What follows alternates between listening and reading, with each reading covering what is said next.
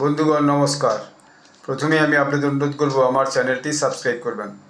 আমি কদিন আগে একটা শর্টস ভিডিওতে বলেছিলাম যে প্রেসিডেন্ট ডোনাল্ড ট্রাম্পের একটা বক্তব্য বিবিসি ডিস্টর্ট করে প্রচার করেছিল, অর্থাৎ ভিন্নভাবে প্রচার করেছিল, কাটছাঁট করে।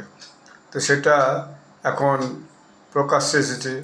তো প্রাথমিকভাবে ডোনাল্ড ট্রাম্প বলেছেন, আমি দেখছি কি করা যায়, আমি বিবিসির এগেনস্টে একটা লসুট করব, অর্থাৎ কোর্টে কেস করব। আজকে যে স্কাই নিউজ অস্ট্রেলিয়া শুনলাম, সেখানে দেখছি ডোনাল্ড ট্রাম্প পরিষ্কার বলছেন যে হ্যাঁ, আমি বিবিসির এগেনস্টে কেস শ্যুট করব এবং বিবিসির এগেনস্টে তিনি $1 বিলিয়ন যে মানহানির জন্য দাবি করে তিনি একটা ফাইল শ্যুট করবেন। আপনারা তার বক্তব্যটা একটু শুনে নিন, তারপর আমি বলছি। Well, I guess I have to. Why not? Because they defrauded the public, and they've admitted it, and they're top echelon. And this is within one of our great allies.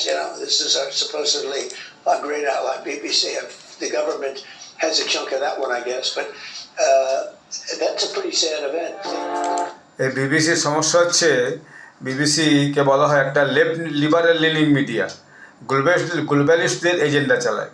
এরা সব দেশেই খবর যে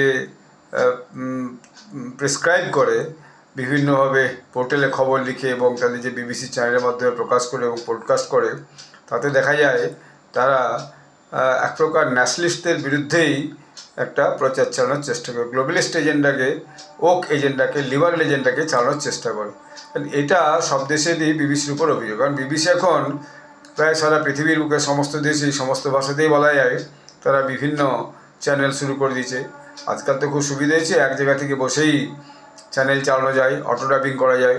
একটা দেশে একটা সাংবাদিক একটা ছোট্ট রুম নিয়ে অফিস ঘর করে বসে থাকলে হলো। তো বিবিসির টাকার অভাব নয়। BBC UK government sponsored channel বলা যায়, অর্থাৎ বিবিসি চলার জন্য ইংল্যান্ড গভর্নমেন্ট অনেক টাকা দেয় বিবিসিকে, ফলে টাকার তাদের অভাব নেই। এর বাইরেও যে স্পন্সরশিপ, টিআরপি, সেখান থেকে টাকা আসে।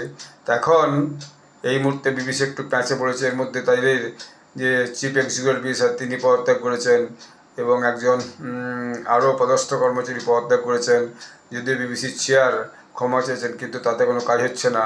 ডোনাল্ড ট্রাম্প এই লসুটটা করতেই চলেছেন, তিনি আজকে এটা জানিয়ে দিয়েছেন। ধন্যবাদ।